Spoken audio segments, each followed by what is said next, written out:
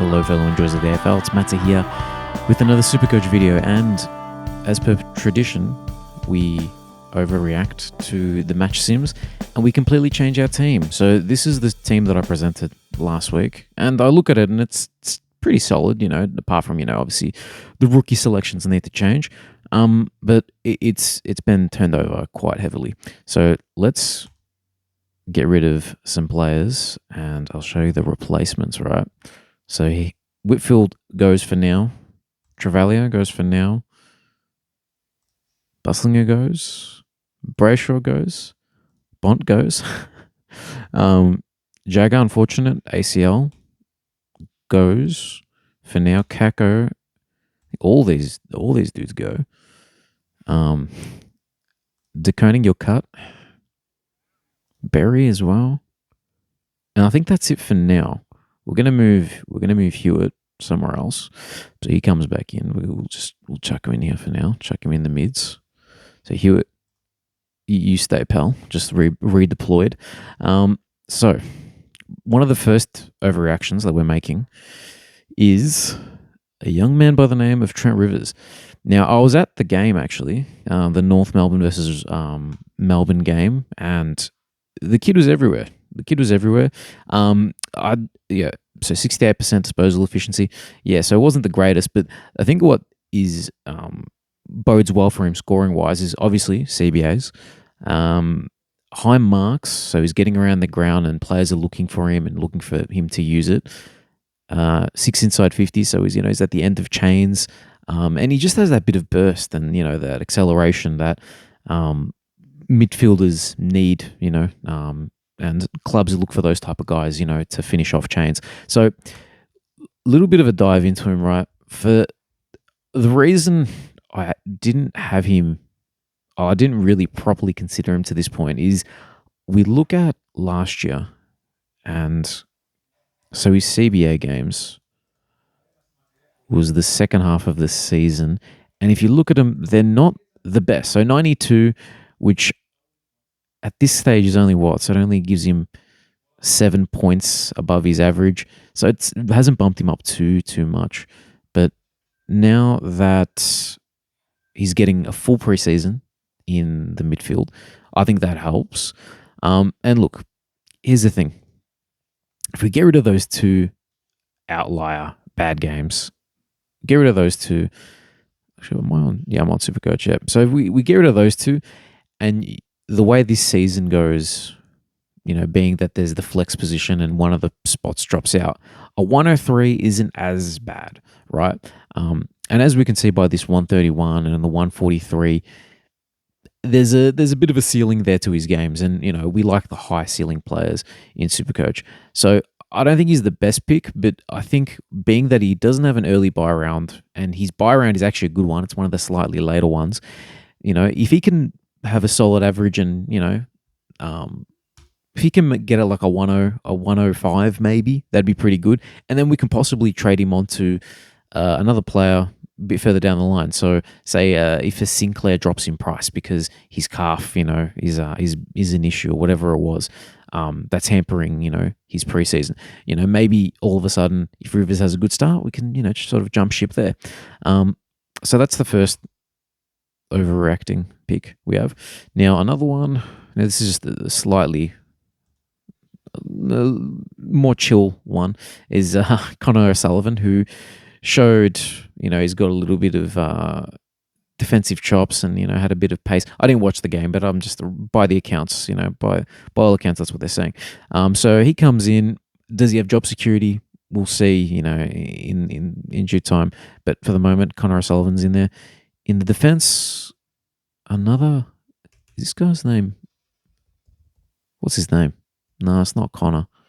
There's a young fella. We're going to have to get the filters out here. Young fella. Liam O'Connell. So we've got him in there for now. This is just, I don't know if he's going to keep his spot, but he showed some stuff apparently. So he gets in there at the minute, but to be honest, with these defender rookies, it's going to change to whoever, come close to round one, we figure out who has the best job security and, pairing that with scoring potential, hopefully. But yeah, anyway, he's in there for now. That can be Buslinger. That can be Leak. That can be anyone, right? So now, what are we doing with the midfield? First of all,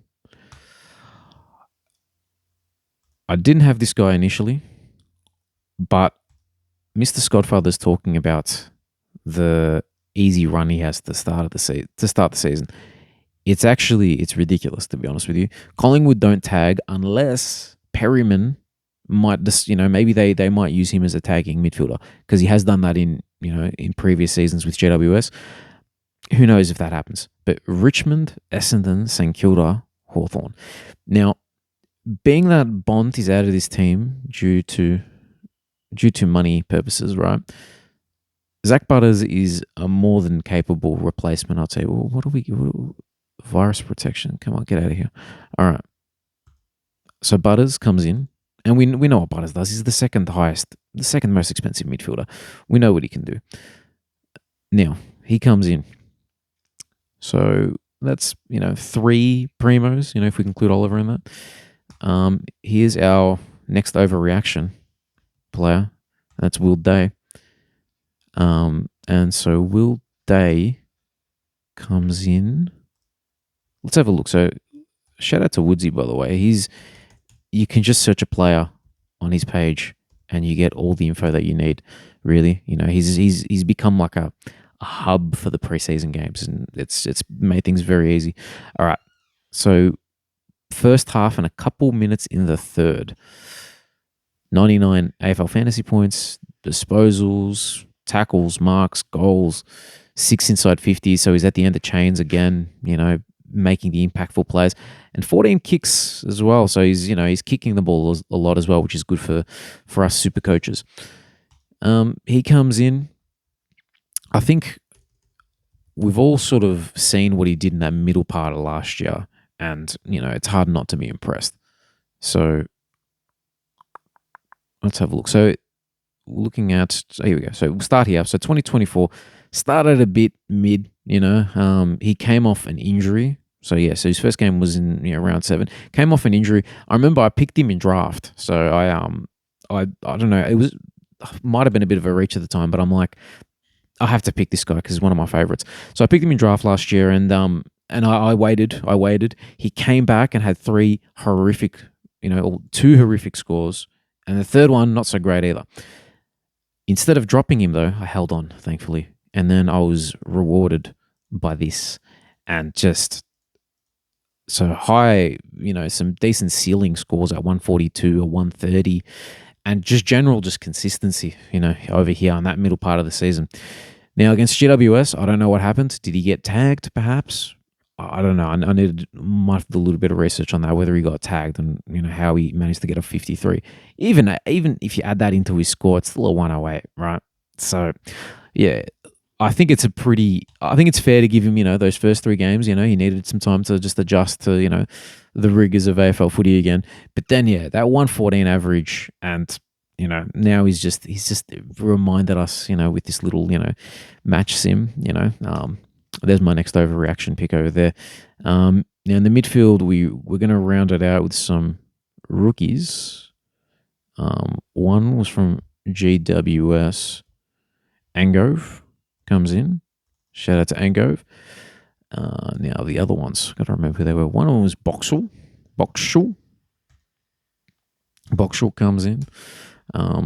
Player that they drafted, I reckon, like in the 3rd round or something. So relatively.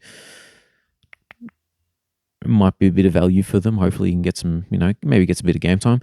Now, the player who I want to pick in this last spot is Freo boy, and that's by the name of Murphy Reid, who keen listeners of our podcast would know. Murphy Reid is one of Dino's favourites. Dino had him at number 1 at one point in his draft calculations last year, and he dropped off a bit. I think he ended up 4th or 5th, believe it or not. Obviously the clubs didn't rate him that as high as Dino did. But look, he's looking like a shout for round 1. There's an AFL.com article about, him possibly entering. I can't afford him at the minute. And there's someone else who I have, and I'm going to have to... we're going to go lowest price. There was a dude. There was a dude who I had in here. It wasn't Henderson. Anderson, O's, Detoli, Grego, Gross. Wasn't Gross. Maybe it was Saddle Howley for now. Maybe it was Saddle. I can't remember. There's probably someone else. But we're gonna actually no. Max Hall. There we go. Max Hall. Yeah, more St Kilda players.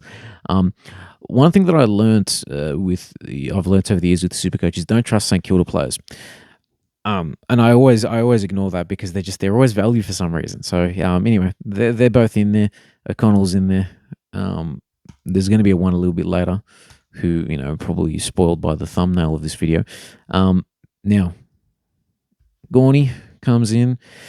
Now, this is really because I don't know who else to pick, to be honest with you. I'm a bit iffy on the rucks this year. Like, I like Darcy Cameron, but he's unreliable. Like, I know, like, he's been a burn man before, and that's my issue with Darcy Cameron, but he killed it towards the end of last year. So I'm really considering him. Tim English, I just don't want him. I don't see the value in him. I know last year the previous year he did so well, but why the sudden drop off? The ruck minutes haven't dropped off. Even though Darcy played a bit of ruck, it's not like the ruck contests fell off significantly for Team English, so I don't really get it. So in this case, we're just going with the old reliable Max Gawn, and I like Gawn obviously for obvious reasons. We all love Gawn, but the issue is look at these first three games. These first three games, GWS, North, and Gold Coast, they're not easy games to score in when it's Sherry, Briggs, and Wits. But in saying that, this is Gawn. There is a chance that he still manages a 140 or a 150 in these three games. And then after that, you got Geelong, should be a good one. Draper is actually no, it might be Nick Bryan this year. So he might be able to dominate Nick Bryan. Who knows? Freo, maybe Darcy's back by then. It's not the cleanest run. It is not the cleanest run, but this is Max Gawn we're talking about. But look, come closer to the year. I don't know. Maybe I'll, just change my mind on English and just accept the value, or Cameron or Nank or something. But anyway, Gawn is in there for now. Now, Hugo comes in to that forward line spot. And actually, another player who goes out is Parker.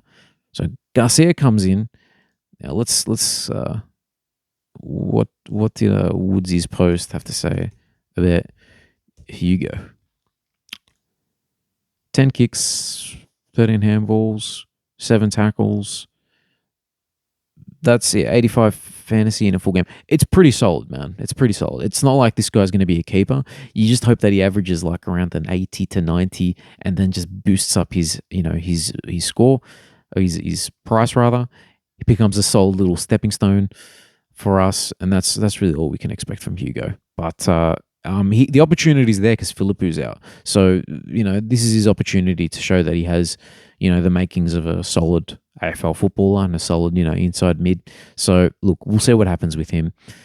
Now, I talked a little bit earlier about how Butters, has such a beautiful run, and it's the reason why I've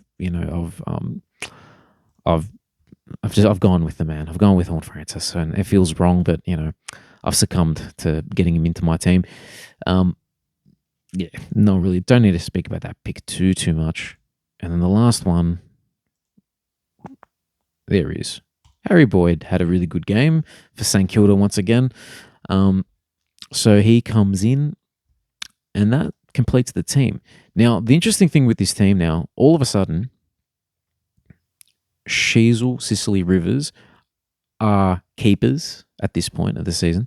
Look, all right. Before I talk about the keepers, right? So Sicily, Hawthorn supporters, they're telling me that he's going to be playing a bit of forward this year. I need to see it in the opening round, and maybe even that little practice game that they have. I need to see what happens then, and then I'll make the decision to cut him. And then, being that I only have 8K left, there's not much I can do with that. It might mean Holmes. I like Holmes. I think he's a great pick. I think he's going to be deployed in the midfield this year, is the vibe I'm getting. And really, if we look, let's talk about Holmes. I'm doing a lot of I digress a lot in these videos. quick look on Holmes as a replacement for Sicily, who I want to pick Sicily, but we'll see what happens. These last few games, right? No, he's up and down, isn't he? That middle, there's a middle portion here that's very nice, but specifically, I remember this Brisbane game, right? So 53% time on ground at 76, which is very impressive. They were looking for him at all points, and it looks like anything good that Brisbane was doing, it was due to Holmes. And so these are two finals games that he played, right? And he killed it in both. So that's 76. Let's add 50 to that, right? Because it was the time on ground issue. So obviously they've identified that this guy is the person they want the ball in his hands. You know, they want the ball in his hands. I can imagine they'll try to do that a lot more this year. And I think he'll be away from the half-back line, which maybe, hopefully suits for Supercoach scores. Anyway, look, it's a bit of a speculative one. You're banking on natural progression, but I think the natural progression will be there for that guy. In saying that, he's not in my team at the moment. So, look, so the keepers, or, Rivers could be a little placeholder. Maybe he, gets pivoted to someone else, but we'll go Sheasel, Sicily, Rivers. So 3, 4, 5, 6, 7. 8, 9, 10, 11, 12, 13, 14. So 14 potential keepers. Rivers might be one that gets pivoted. And then when it comes to our stepping stone type players, Mills, Peatling, Garcia. So there's 14 keepers, guys who wouldn't look too bad in a finishing team. And then 3 dudes who, I hope will average around an 80 to 90, maybe a bit more, so we can, pivot them to another primo. So look, 17 scorers at the start of the season who are going to get big scores, and then hopefully just some of these rookies can just fill out the rest of the spots. The defense might be a little bit of a worry. That's probably the position where I'm a bit concerned with. But look, we'll see. We'll see what happens in these preseason games. Maybe someone will put their hand up. Maybe Saad El Heli comes back and goes, guys, I'm ready. And all of a sudden we have to pick him, but who knows? But yeah, really so Tsadas, Nevitt, Hewitt, and no rookies in the forward line fielded. Maybe that's a mistake, because maybe Angove could be a guy who starts in there in the forward line and gets you some points. Maybe Stone, Boyd and Reedy. So we're kind of touch and go in regards to what's happening with those guys in their spots. But look, I'm kind of enjoying what this side brings in regards to just, we're looking at value, Rivers, Sissels, Will Day, LDU I think is value. I talked about him in the previous video. Now with him,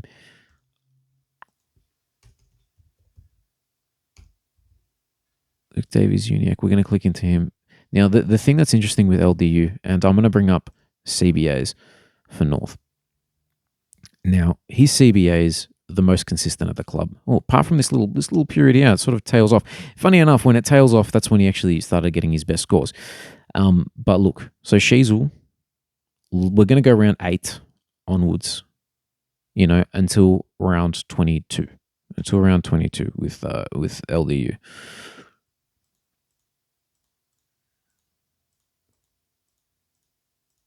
Round 8. A 116 average with Sheasel in the team. Or Sheasel in the CBAs. So I think that little midfield dynamic with those two in there, and perhaps, a bit of attention going to Sheasel because of how damaging he is, maybe frees LDU up a little bit, and I don't know, that's might be a bit of a speculative, might be a little bit of a reach there, but a potential 116 average from a guy priced at 109, I can see the value there. It's quite a, it's I think it's a tangible bit of value we can find there, and I believe he actually did all right in the practice game in regards to, he did. There we go. So I picked that one last week as well, so it wasn't purely an overreaction on the preseason, but not the best disposal efficiency, but he looks like, to be honest, he looks like he's everywhere. As well, LDU when he plays. But anyway, there's a very unstructured, rambling type video. showing the updates in my team. Let me know what you think. Is this an upgrade on my previous team, or is it worse? Yeah, I don't know. I kind of like it. I enjoy the risk, being risky this year, because there's just so many options that I feel like if you're going to be risky, this is the year to do it, because with more options means more potential pod picks, and that's kind of what I've done here. With Rivers, LDU, Rankin to a lesser extent, Sicily to a lesser extent probably as well. Yeah, and I guess the other pod pick is just not picking Bont as well, which that to be honest, that does feel wrong. I'll probably fix that up. Maybe Gawn goes to Darcy Cameron. Like, I take the plunge and go get Darcy Cameron. That would be a huge risk. Go get him, and then Sicily can jump up to someone. Butters can jump up to a Bont. I don't know. I'm spitballing here. But anyway, thank you guys for watching. Hope you guys are enjoying the preseason, and see you in the next video.